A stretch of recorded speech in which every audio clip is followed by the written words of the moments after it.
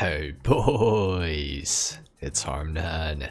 Today we're going to be customizing the Progen PR4 in Grand Theft Auto Online. It's been a very long time since I've customized an open wheel car in general on this channel, and I've never customized the Progen PR4 before, at least I don't think so. So let's go ahead and get started with the customization on this car. We're going to start off with the armor. We're going to upgrade this all the way on this vehicle.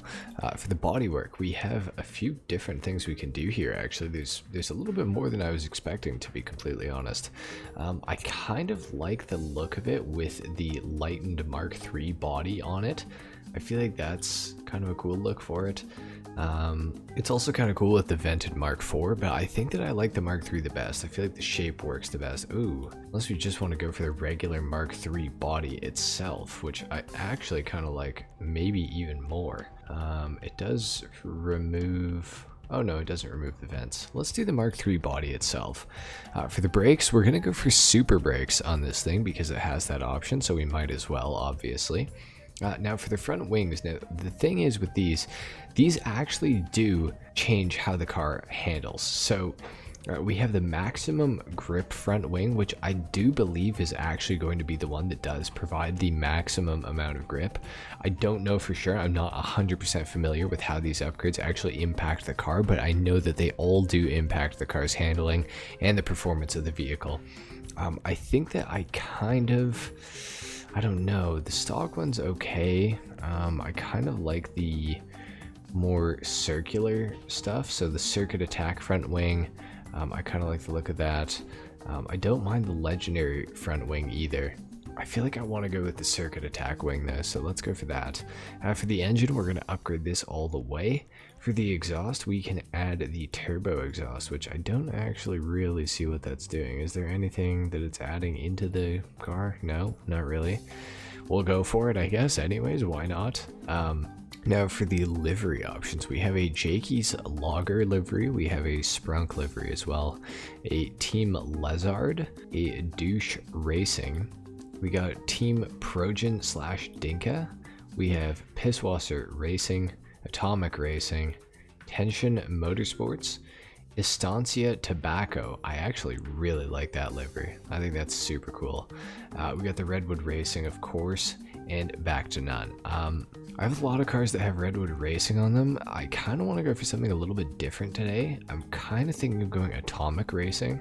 I do like that livery a lot.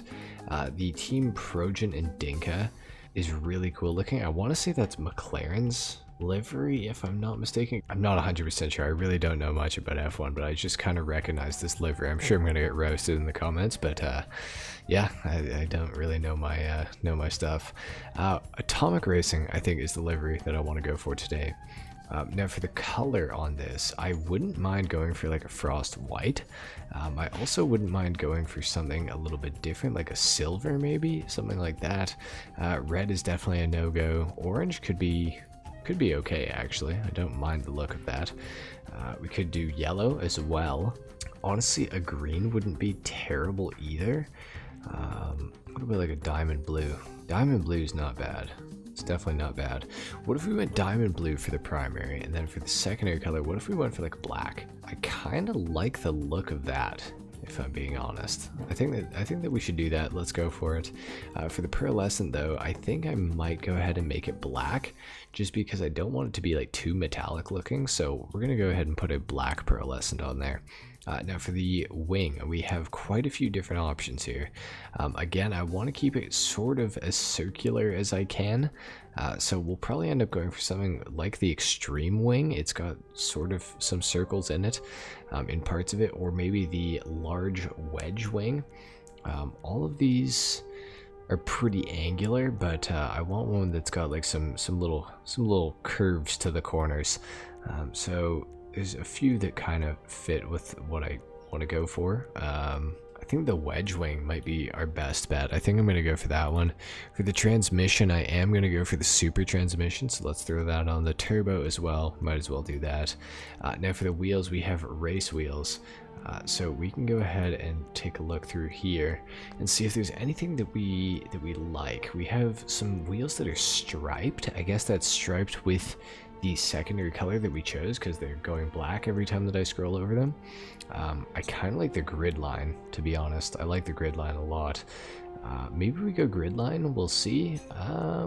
Kind of like the look of it. Let's go grid line, $46,500 for that. And for the color, oh, could we throw a diamond blue on here? Is there a diamond blue wheel option? I don't think there is, but on the off chance. Fluorescent blue, that's like kind of close to diamond blue, but it's not close enough, I don't think. So we'll probably just go black, I think, because why not? Bulletproof tires, let's throw them on, we might as well. And windows, oh, there is actually a window on this car. Okay, well, we'll tint it all the way out because why not?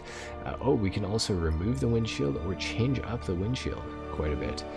Raised wind deflector, let's go ahead and throw that on. I kind of like the look of it. Overall, this car looks a lot better than it did when we first came in here. I'm actually pretty happy with how this has turned out. Now let's take it outside. Of course, we are going to do a sound test and then a full review on the car, so let's take a listen here.